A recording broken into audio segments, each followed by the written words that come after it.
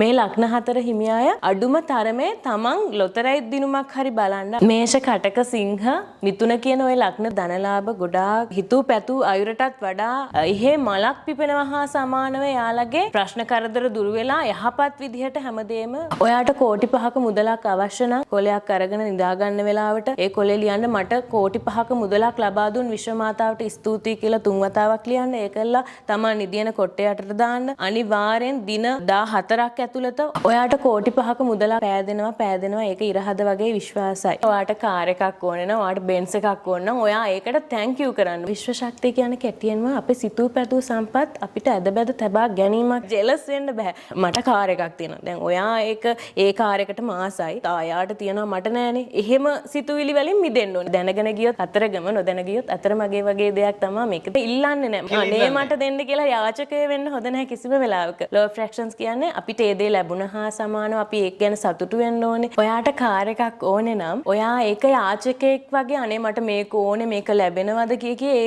බලාපොරොත්තුවක් නැතුව අර ලැබෙන දේ ගැන හිතා ඉන්න එපා. මුදලක් හිතන්න. මුදල ලැබෙන්නේ කොහොමද කියන එක නෙවෙයි අපි මේ පෙරම් පුරන්න ඕනේ. අපිට ඒ දේ ලැබිලා අපි ඒ ගැන සතුටු වෙන්නද. ඔයාට කාර් එකක් ලැබුණා ඒක ගැන සතුටු වෙන්න. නැත්තම් මේක ගන්න කොහොමද මම මේ වගේ තත්වක කෙනෙක් මේ ජොබ් එක කරන්නේ මේකෙන් පුළුවන් ද මගේ සැලරි එකෙන් මේ වගේ දෙයක් නඩත්තු කරන්න. එහෙම කොයිම වෙලාවකත් හිතන්න එපා. ඒ දේ ලැබුණා. ඒකට පාර හදන්න එපා. පාරේ මනසෙන් හදන්න එපා. ඒකට මනසෙන් හදන්න ඕනේ ඒ දේ තියෙනවා. ඒ දේ විදිනවා. එන්න ඒක තමයි low fractions වල සීක්‍රට් එක. ඔයාට නිල් පාට කාර් එකක් ඕන නම් ඒකට තෑන්ක්ස් වෙන්න. මොකද ඒක ඔයාගේ කෘතඥ වීමත් එක්ක ඒක ඔයාට ඇට්‍රැක්ට් වෙන ප්‍රමාණය වැඩි. අනිවාර්යයෙන්ම නිසකවම ඔයාට ඒ දේ අනිවාර්යයෙන්ම ලැබෙනවා. විදවන ජීවිත විදීමක් පෙන්නලා දුන්න කෙනෙක් තමයි මම. එතකොට විශ්ව ශක්තියත් යంత్ర මන්ත්‍රත් උපයෝගී කරගෙන කඩන් වැටුණු ජීවිත එයාලා හිතූ පැතූ අයුරටත් වඩා ඉගෙනගත් දේවල් වලින් මට මීට වඩා හොඳ ජොබ් එකක් කරගෙන සැලරි එකක් අරගෙන එහෙම ඉන්කම් එකක් හදාගෙන ඉන්න පුළුවන් කෙනෙක්. නමුත් මගේ බලාපොරොත්තුව කෙනෙක්ට සතුට සැනසීම කියන දේ කෙනෙක්ව හිනස්සවන්න බිස්නස් එකක් ගත්තොත් එයාලගේ ලොස්ට්ම වෙලා ඉන්නේ මගේ ළඟට. ඉතින් ඒ වගේ කට්ටියට මම තිබුණාට වඩා හොඳ තත්වෙට එයාලගේ ඉස්සරලාම මම කරන්නේ කෙනෙක්ට මනස නිරවුල් කරන එක. කුරුණෑගල ප්‍රසිද්ධ චරිතයක්. තියෙන සේල් එකක් වාහන සේල් එකක්. ඉතින් මෙයාට හරි විදිහට කියන්නේ මාරම විදිහට මේ කියන්නේ ඉන්කම් එක තිබ්බ කෙනෙක්. මෙයාගේ ඉන්කම් එක වැඩි වෙලා මෙයා පිරිහෙන්න ගත්තා. ඒ කියන්නේ වෙන ගෑනු පස්සේ යන්න ගත්තා, ක්ලබ් ගාන යන්න ගත්තා, එතකොට කැසිනෝ ගාන යන්න ගත්තා. ඉතින් ඒවත් එක්ක මෙයාගේ ඉන්කම් එක නොදැනීම මෙයා ලොස්ට් වුණා. කාර් සේල් එක වහන තරමට. එයා ආවේ මගේ ළඟට ඇත්තටම කිසිම දෙයක් නැතුව. හරියටම ගිය දවස් 6ක් විතර. දැන් හැබැයි කියන්නත් සතුටුයි. ඉන්නවටත් වඩා හොඳ තත්ත්වයක ඉන්නවා.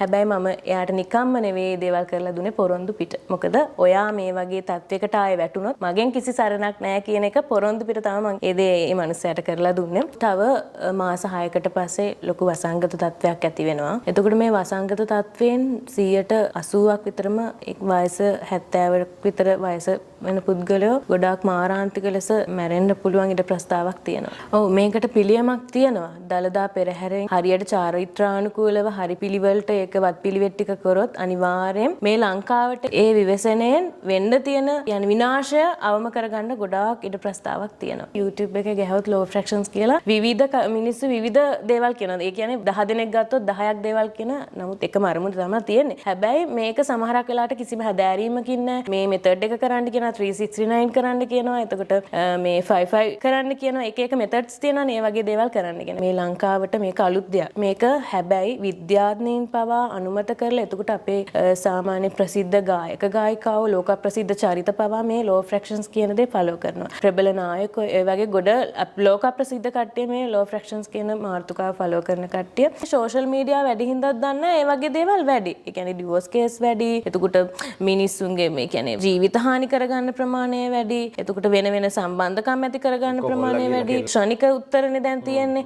ඉස්සර නම් ඕන් ලියුම් වලින් ගන්න දෙනු කරනවා. ඒ වගේ කාලයත් එක්කනේ සමහරක් විට ඒ ආවේගේ පාලනය වෙනවා කාලෙත් එක්ක. මේක එහෙම නෙවෙයිනේ. ක්ෂණික ආවේගේ ක්ෂණිකව ඒවට ප්‍රතිඋත්තර දෙද්දී ඒ ආවේගේ කොහෙන් පිට වෙයිද දන්නේ. අනියම් සම්බන්ධකම් නෙමෙයි මම කියන්නේ යාළු උණ ගමන් වෙන දේවල් වලට තමයි ගෑනු ළමයි පිරිමි ළමයි පෙළඹෙන්නේ. පෞල් ජීවිතයක් ගත කරද්දී වෙන්න ඕන දේවල් පෞල් ජීවිතයක් ගත කරන්න කලින් සමහරක් ගෑනු පිරිමි ළමයි ඒ තත්ත්වයට වැටෙන්න පෙළඹිලා තියෙනවා. ඒක පිරිමි ළමයෙක්ට වඩා ගෑනු ළමයෙක්ට බලපාන ප්‍රමාණය මහත් වැඩි. ගෑනු ළමයිනේ මමත් ගෑනු කෙනෙක් මට ගෑනු කෙනෙක්ගේ වේදනාව දුක හැමදේම මාරම විදිහට තේරෙනවා. මොකද මමත් ගෑණියෙක්ින්ද.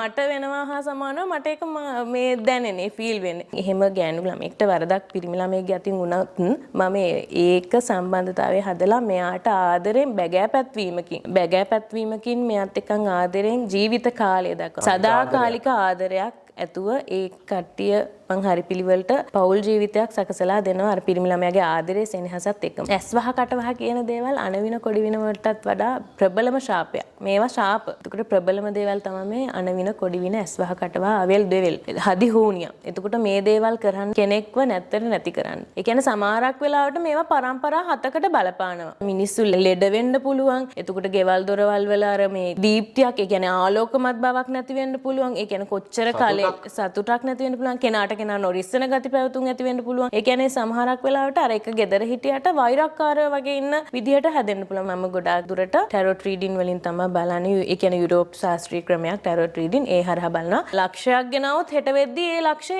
ඉවර වෙනවා. මොකද්ද කරපු දෙයක්ුත් නැහැ, උන දෙයක්ුත් නැහැ. කොච්චර අතුපතු ගාලා තිබ්බත් ඒව ඉක්මනට අර හැඩි වෙනවා. එතකොට පිළිවෙලක් නැහැ. ගෙවල් දොරවල් වල. එතකොට බත් හැලිය තියෙනවනේ. අපි සාමාන්‍යයෙන් බත් හැලිය ගත්තොත් ඒක නිකන් අමුතු පිළිගදක්. හීන් අඹ ගස්වල පැල චූටි පැල ඒ වගේ තියෙන්න පුළුවන්. ඒ කියන්නේ තමන්ගේ වටපිටාව ඒ කියන්නේ ගෙවත්තේ පහේ සතේ කාසි තියෙන්න පුළුවන්. ඒ කියන්නේ අනවින කොඩිවින අනිවාර්යෙන් ඒ ගෙදර දොරට කරලා තියෙනවා. සුරාසූදුව නඩුහබ ප්‍රශ්න. එතකොට අධ්‍යාපනයේ ළමයිට ඒ වගේ යම්කිසි ප්‍රශ්නකාරී ගැටලුකාරී තත්ත්වයන් තියෙනවා නම් එතකොට ඉඩකඩම් වල ප්‍රශ්න, නිවෙස් වල යම්කිසි ආරක්ෂා, අනවින කොඩිවින ඒ වගේ ප්‍රශ්න ගැටලුකාරී තත්ත්වයන් තියෙනවා. අනිවාර්යයෙන්ම මට කතා කරන්න. මම මේ හැම සියලුම දෙයකට ඔයාලට පිටක් වෙනවා.